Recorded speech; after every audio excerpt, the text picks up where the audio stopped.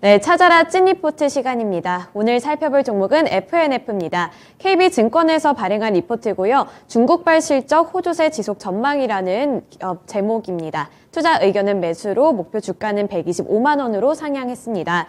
라이선스 브랜드 명가로 알려져 있는 FNF입니다. 이 디스커버리와 MLB 같이 브랜드 파워가 상당한 의류 기업들을 많이 보유하고 있는데요.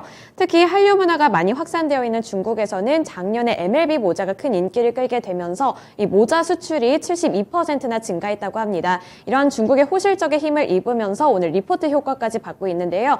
먼저 포인트들 통해서 보기 전에 주가부터 살펴보겠습니다. 현재 주가 살펴보시죠. 현재 구간에서 3.72% 오르면서 92만 1,000원에 거래되고 있습니다.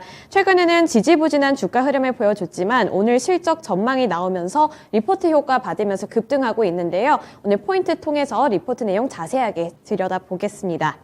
첫 번째 포인트입니다. 중국 호실적의 견조한 2021년이라는 제목인데요. 2021년의 호실적을 살펴보도록 하겠습니다. 21년도의 4분기 연결 매출액은 전년 대비 57% 증가한 5,414억 원을 기록하고 영업이익은 전년 대비 121% 증가한 1,592억 원을 나타낼 것이라고 전망했습니다. 매출액과 영업이익이 컨센서스를 각각 4% 그리고 11% 상회할 것으로 예상했는데요. 매출 급증에 따른 레버리지 효과로 OPM이 8.5%포인트 개선된 29.4%에 달할 것으로 추정했습니다. FNF의 각 사업 부문에서도 영업이익을 분석했는데요.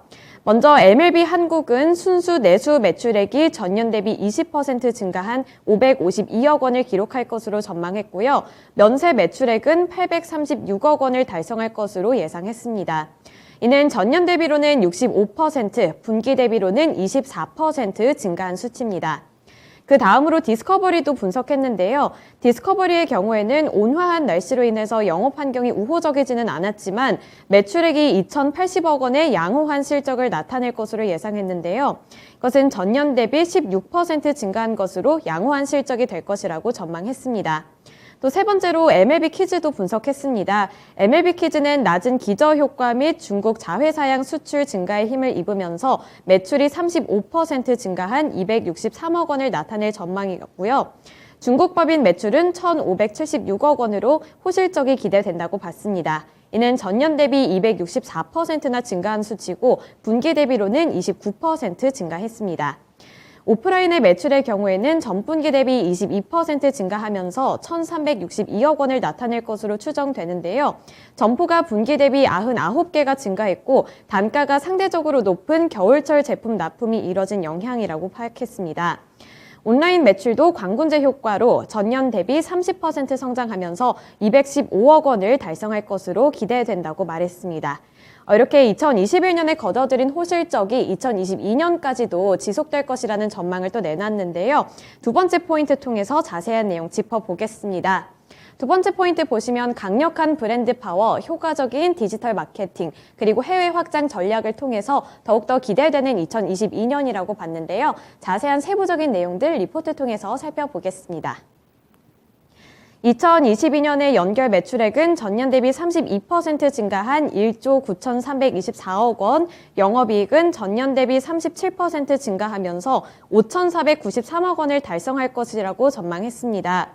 2022년 중국 매장 수는 순증 추정치를 종전 183개에서 312개로 상향 조정하면서 2022년 중국 법인 매출액도 7,295억 원으로 종전 추정치 대비 18% 상향했습니다. 2022년 연결 매출에서 MLB 및 MLB 키즈의 중국향 매출이 차지하는 비중은 57%에 달할 것으로 추정했는데요. 이것은 중국 법인과 면세에서의 연결 매출을 합한 추정치입니다. 이렇게 강력한 브랜드 파워, 효과적인 디지털 마케팅, 그리고 공격적인 해외 확장 전략 등에 기반해서 앞으로도 탁월한 실적 모멘텀을 이어나갈 것이 기대된다고 봤습니다. 이렇게 여러 가지 부문이 합쳐지게 되면서 2021년에 달성했던 중국의 호실적이 2022년까지도 이어질 것이라는 긍정적인 전망을 내놨습니다. 이와 관련해서 오늘 교보증권의 윤여민 FP와 통화 연결해서 자세한 투자 전략 포인트들까지 짚어보겠습니다. 네, FP님 안녕하세요. 네, 안녕하세요. 네, 오늘 FNF 살펴봤는데 중국에서 호실적을 기록하면서 2021년의 실적이 2022년까지도 이어질 것이다. 이런 전망을 내놨습니다. 이 리포트 내용 어떻게 보셨나요? 예, 일단 지금 어닝 시즌이다 보니까 실적에 대한 부분들이 좀 계속해서 지금 시장에서 관심이 되는 것 같은데 FNF 같은 경우도 좀 그러한 부분이 아닐까 생각을 하고 있습니다. 특히 이제 지난해 4분기 좀 실적 관련돼서 특히 영업이익 관련된 부분이 상당히 좀 집중을 받고 있는데요. 영업이익 같은 경우 한 1,600억 정도, 그래서 전년 동기 대비 때 한 121% 정도 증가가 좀 예상이 되고 있다 말씀드릴 수 있을 것 같고, 특히 이제 MLB 한국 디스커버리 같은 경우도 상당히 좀 양호했지만 결국 말씀하셨던 것처럼 중국 법인 매출이 상당히 좋았던 것 같아요. 중국 법인 매출 같은 경우는 264% 증가를 하면서 1,500억 정도를 좀 기록을 할 것으로 예상이 되고 있는데, 그런 부분들은 아무래도 이제 중국 같은 경우는 단가도 높고 또 점포수가 좀 상당히 늘어났기 때문으로 보이고 있습니다.